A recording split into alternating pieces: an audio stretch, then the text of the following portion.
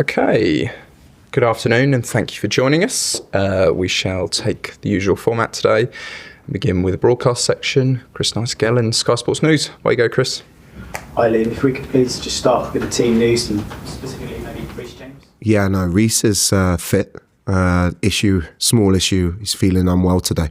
It's no conspiracy. It's the truth. Hopefully he'll be feeling well enough to be involved in tomorrow's game.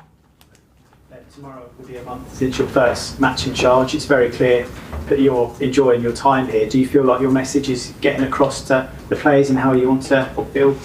Yeah, I think so.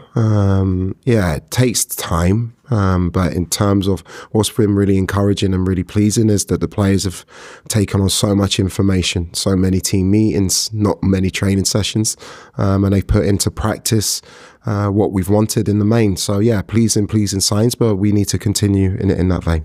In terms of Cole Palmer, you said he was world class the other day. How important is he to what you want to achieve here with this squad? Yeah, I think any world class player is important to what you want to achieve. So for me, it's been great to see him enjoying his football on Saturday. It's been great to see him banging in the goals, and hopefully his form continues in that way. It was two very contrasting performances at Wolves, obviously positive first half, not so much in the second half. How do you get your team to give you that full 90-minute performance?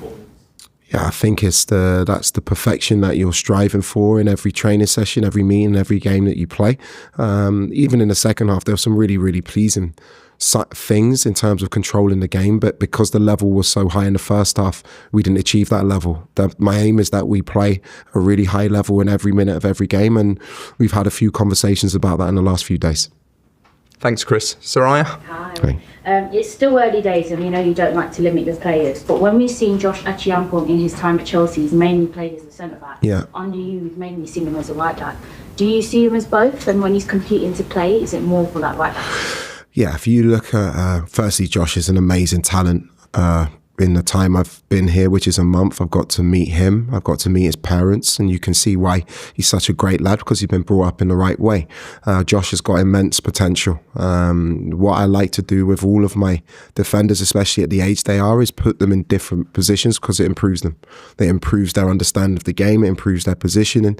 But yeah, long-term, Josh is a centre-back, and he's got all of the attributes to be an outstanding centre-back at a really, really high level. My job is to help him, is to develop him, and I'm really, really looking forward to working with him in the long term. Talking about that defence, the player that's been mainly primary in defence, breaking the line with their passes, has been Levi Colwill. Obviously he's been out, but we've seen under you, like Fofana, who normally hasn't, maybe under Maresca, has been pinging them passes up the pitch, but looking for those passes, which is quite uncharacteristic for him. Is this something that you've spoken about with him? You want to see him? Yeah, I don't want to limit. Wes 24 years old. Trevor has been magnificent. Josh, Mamadou, Tosin, still young for a centre-back. You want to try and improve them. And to do that, you have to put them in positions where they may make mistakes, especially trying to break lines or to play forward. But I want them to feel like they're able to do it. I think Wes has been top in his performances with Trevor. I think Trevor's been great. They can all find passes if the players are in good positions to receive the ball. And that's what we've been working on a lot with them, and hopefully they continue to improve. And Chelsea, like a lot of teams with Leeds next, have kind of suffered against the back five or low block. We've seen you be a bit more fluid though, and you've had like 3 central players in between the lines. We've seen some of your solutions. When it comes to these players themselves, do they choose and assess situations on the pitch? Do you want them to have that game IQ in that moment, or are these premeditated plans? No, it's a great question. When you're the level of player that I get to work with here, the reason they are, most of them, they're top elite world-class players for me is because they make great decisions in the moment. My job is not to tell them where to be. My job is to put them in positions where they can affect the game in their own way. Being fluid, it has positives in terms of being unpredictable for the opposition. But if you do not have the correct structure behind that, you can become really, really open in transition. So it's trying to find a balance between the two. I felt against Wolves, there were some really pleasing aspects of our rotations and our fluidity in possession. In the second half, we didn't stay true to our structure. That's one of the reasons why our performance wasn't as good in that half. Thanks, Soraya. John? Have you watched the game from Ellen Road, the game earlier in the season in December? I mean, I think it's probably fair to say Chelsea got bullied a bit up there. So what have you learned from that? You watch every game.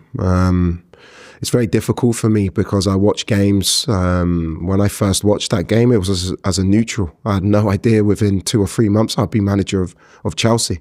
Going to Ellen Road is always really, really difficult. Always been difficult. It's a club. Their fans have backed them really, really strongly at home. Daniel's an outstanding coach. They're very, you can see in their recent performance as well, Calvert-Lewin's in really good form. The way that they press their energy, they're direct in a really positive way. It's going to be a really difficult game again. I'm not here to talk about what's happened in the past or what happened before I was here. I'm focused on the game tomorrow. Did you expect that same approach from them, that physicality? Yeah, you saw it against Nottingham Forest. They were magnificent in that game. Very forward thinking. And when I say direct, I mean it in a really positive way. They used the strengths of the team. They used Dominic. His movement in the box is outstanding. They get crosses in the box. They counter press really, really well. And we have to stand up to that and overcome those intensity things that are key to the game. It's pretty relentless, isn't it, at the moment? I think this is your 11th game since you came in. You played Saturday, then you played Tuesday, then you played Friday. So how do you work the workload of the players? How do you balance? How difficult is it to get the right balance? Yeah, it's difficult. You've seen we've rotated a lot, which you need to do. You need to do it in this stage of the season. I mentioned this before, bearing in mind the players' long-term schedule. You know, they've played all the way through the summer. They've had no pre-season. They've been magnificent. So you have to try and freshen up the team in the right areas, mentally and physically, and you have to be really, really well prepared tactically to give the players the best plans and the best solutions to the problems you face. And so far, I have to say, in my time with them, the players have been great in achieving that. Is that a concern? Obviously, as you said, it played through the summer. You played through this season, and then you go straight into a World Cup, and then you pretty much come back into pre-season training. For players' welfare, is that a concern? I think so, being honest. The thing now with these lads, they are fantastic professionals. You know, on and off the pitch, they look after their body so well. They live for their job, which is so important. Most of them are used to it now. Through their careers, they've played in, whether it's Copa Americas or Mamadou's won the African Nations Cup or the World Cup or the Euros or now the Club World Cup. Their bodies are used to it, but you want the best product possible. And to have the best product possible, you want the best players on the pitch. We have to find a way that we can find a balance between the two. Is he ready to start tomorrow? Can he play 90 minutes tomorrow? He's available for tomorrow. Thanks, John. Simon? I've got some more team news sort of questions, if you don't mind. How's Andre Santos? He sort of went off late on Saturday. Is he okay? Yeah, Andre trained today. He's absolutely fine. He's a soldier. He had a swollen ankle. It wasn't a great tackle on him. He couldn't continue, but he's absolutely fine for tomorrow. And sort of other players, how's Tosin getting on? Tosin's looking good. Tosin trained today as well, which is great to have him in back in and around the group. Romeo, we have a really detailed plan for him.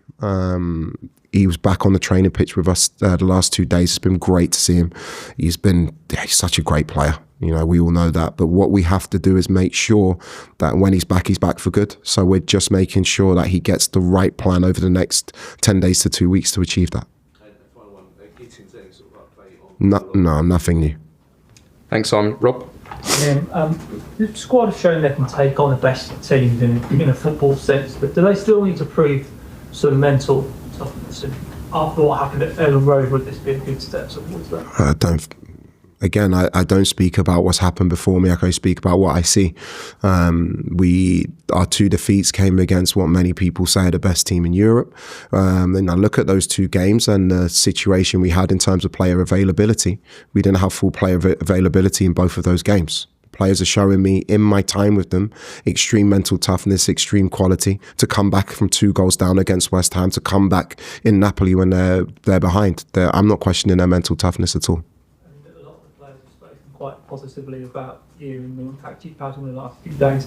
Does it feel to you like you're making an impression on them? Yeah, I think so. I think it's my job, to be honest. It's always nice when players speak well of you. Most of the time, they just want to stay in the team. So I take it with a smile. No, like I think you can see whether it's Cole or Zhao or Enzo or Moy, all of them, Andre, the defenders, they're playing with a real enthusiasm at the moment. They're enjoying their football.